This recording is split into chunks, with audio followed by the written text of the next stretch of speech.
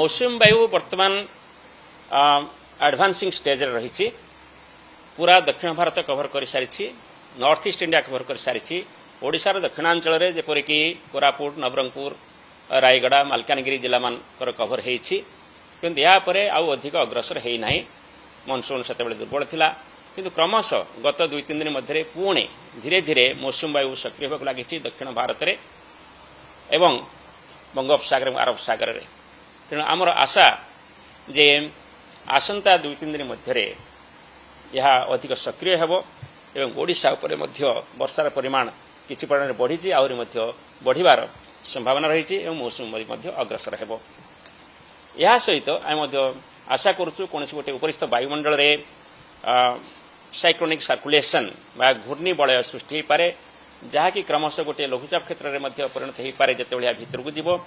तेणु यह गोटे शुभ संकेत जहाँ सहित केवल ओडिशा नुह पूरा पूर्व भारत में मौसुमी वायु अग्रसर होब एवं भल वर्षा करार संभावना रही केंद्रीय भारत और पूर्व भारत जो मौसुमी वायु पर्यंत आसीना आसंता 2-3 दिन मध्य मौसुमी वायु अग्रसर होगा जाऊँगी ओडिशा रे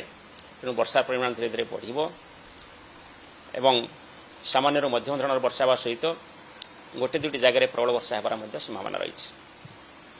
तेणु चाषी भाई मान कथा कहले साधारणतः मौसुमी वायु ओडिशा रे 12 तारिख पाखापाखि प्रवेश करिथाए एवं जदि आम स्टैंडर्ड डेविएशन देखिए या प्राय 7 दिन तेणु ए वर्ष मौसुमी वायु तेणु जो साधारण समय आसी थाए से साधारण समय पाखापाखि मौसुमी वायु आसुची एवं जो पूर्वानुमान करा जायछि ए वर्षर वर्षा विषय रे ओडिशा पय जदि आपण देखिबे तबे एथिरे